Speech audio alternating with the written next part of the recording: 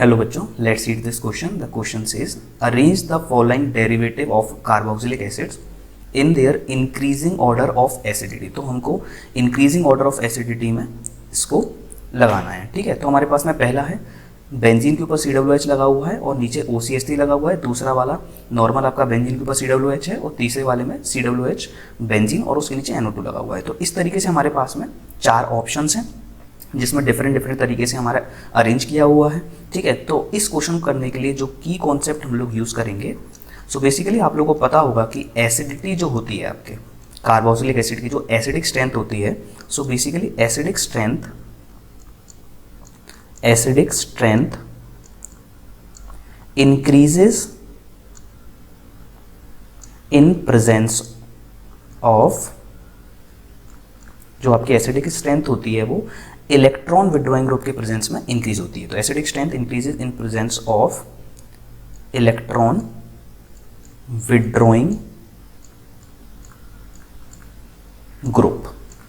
अगर electron withdrawing group के presence में अगर बढ़ रही है एसिडिक स्ट्रेंथ, तो इसका मतलब क्या है, इलेक्ट्रॉन रिलीजिंग ग्रुप के प्रेजेंस में घटेगी. सीधी सी बात है. तो यहाँ पर इलेक्ट्रॉन विड्रॉइंग ग्रुप को हम लोग EWG से शो करेंगे.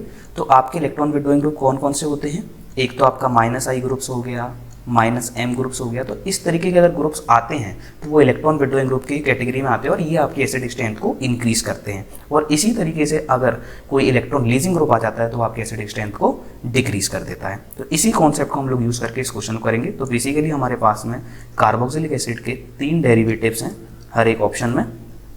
पहला डेरिवेटिव है जिसमें हमारे पास में OCH3 लगा हुआ है और हमारे पास में दूसरा है बिल्कुल नॉर्मल जिसमें कुछ भी नहीं लगा हुआ है.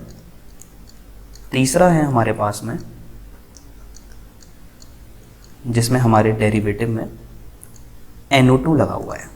तो हमारे पास में बेसिकली ये 3 डेरिवेटिव्स हैं. तो इसमें हम लोग को चेकआउट करना है कि इसकी एसिडिक स्ट्रेंथ ज़्यादा होगी.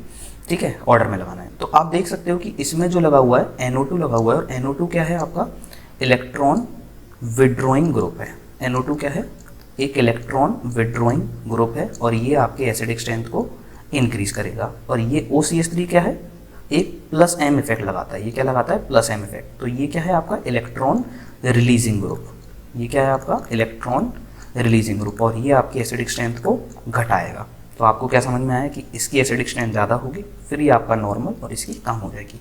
तो ये ऑर्डर आपका करेक्ट ऑर्डर होगा. हम लोग चेक कर लेते हैं कौन से ऑप्शन में हमको ये ऑर्डर दिया हुआ है. तो हमारा final answer will be the first option और हमको यही सेम ऑर्डर मिल रहा है. फर्स्ट ऑप्शन में सबसे ज़्यादा आपका NO2 वाला, फिर आपका नॉर्मल वाला, फिर आपका OCH3 वाला. I hope you understand this question well. Best of luck.